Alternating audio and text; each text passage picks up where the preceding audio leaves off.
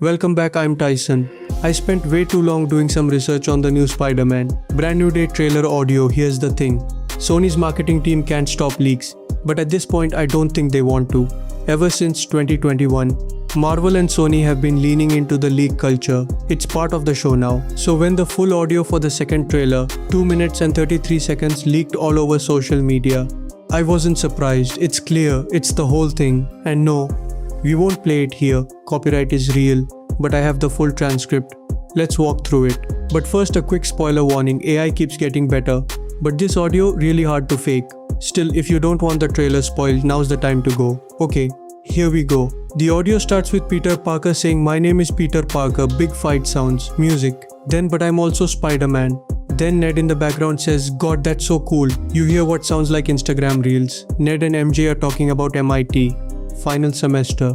MJ asks who is even watching. The Ned says, "Maybe someone. That someone is Peter." It's sweet and a little sad.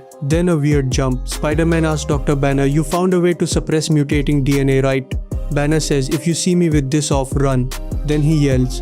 Peter follows up, "Could you get rid of the bad aspects but keep the good?" So Peter doesn't want to lose the strength and spider sense. He just wants to stop the Shrikon stuff. Losing web control. Too much noise in his head. Banner asks, "How would you decide which parts of nature are good or bad?" That's the whole movie right there. Now let me slow down and really break this apart, because this is the part that gets me. We are burying the lead here. Peter Parker is asking a question that no Spider-Man movie has ever really asked before. Can you be part spider without losing yourself? And Dr. Banner, who has spent years fighting his own other half, is the perfect person to ask. But Banner doesn't give an answer. He throws the question back. How do you decide what's good and what's bad about yourself? That's not science talk, that's therapy talk, and I think that tells us where this movie is going. Peter is alone. No Tony, no Strange, no Aunt May. Just him and his own DNA. And he's scared. I really do not buy that this is just an action movie. This feels personal. Then we hear Peter say, sorry about that. Sounds like he fell through a table in public, in costume, no powers. Someone says, "You're not one of us." I think that's Banner. But I'm not sure. Then a new voice, I believe it's William Mesner. He says, "Faced with a threat you can't control." And here's where it gets good. You hear you are the only one who's immune to it, the only one who can sense it. That's Jean Grey talking. She's trying to break out of a DODC facility. She can jump into people's minds, but she can't get into Peter's mind. Why spider sense? That's huge. Peter is the one person she can't control, which means he has to stop her. Not Hulk, not Punisher, just him. Let me pause and tell you why that matters. On background, and this is just my read, the movie is setting up a new kind of hero. Usually Spider-Man is the guy who gets lucky, or the guy who's helped. But here, he's the only one who can even stand near John Grey without becoming a puppet. That puts a weight on him that we haven't seen since maybe Homecoming. And I want to be clear, this is speculation. But I think the Russos are using John Grey the same way they used Thanos. She's not just a villain, she's a force of nature. And Peter's spider sense is the one umbrella that works in the storm. That's beautiful writing if it holds up. Now back to the transcript. Ned says, "I see you stumbled across my board. I'm not one of those weirdos." MJ adds, "Well, yeah, he's a little weird." "Hi, I'm MJ." Ned asks, "You two don't know each other." They don't remember, but deep down they do. Then Tarantula shows up, who might also be MJ's boyfriend. He says, "You get rid of that monster inside you. I might go see how MJ is doing." Very Vulture at dinner energy. Two people who know they've fought, but no one else in the room knows. Here is my skepticism break. I have 4 reasons I'm not completely sold on this whole leak. Number 1, no Daredevil, not a single line of dialogue. And if Sony is leaking this on purpose, which I think they are, maybe they are hiding him.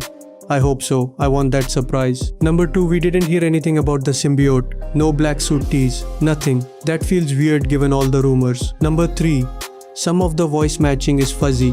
I did my best without visuals, but I could be wrong on who says what. Number 4, the timeline feels crowded. We have Hulk, Punisher, Jean, Tarantula, Ned, MJ and Banner all in one trailer. That's a lot.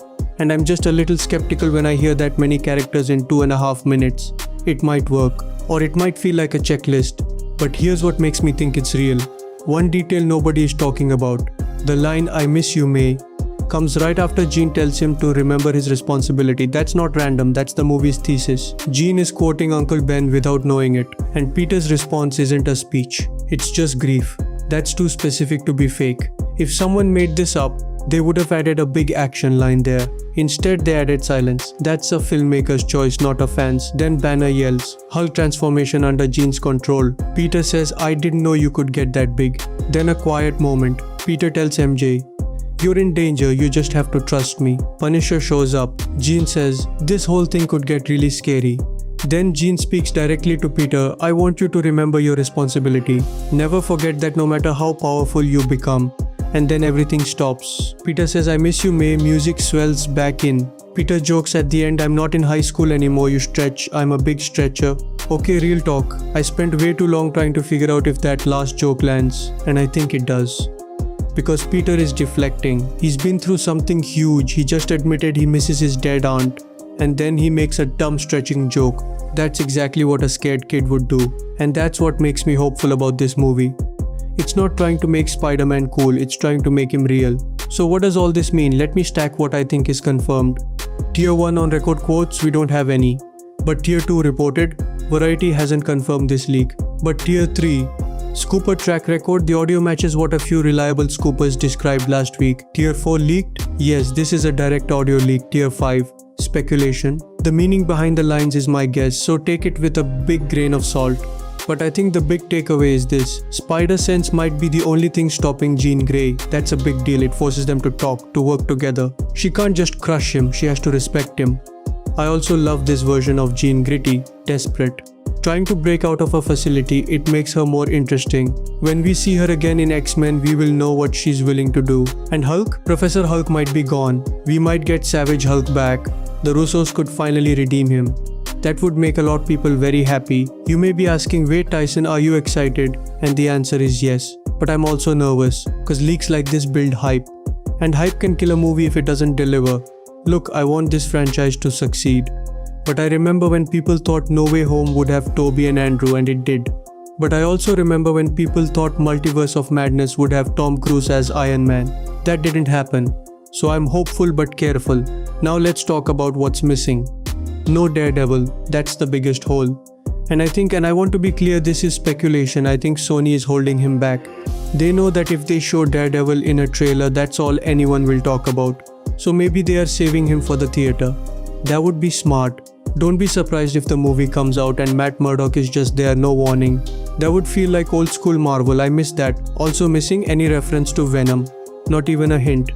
And given that Sony loves putting Venom in everything, that's weird. Unless the symbiote stuff is all in the third act. Or unless disc is missing a chunk, we only have audio. There could be a whole visual scene with the black suit that has no dialogue. So I'm not closing that door.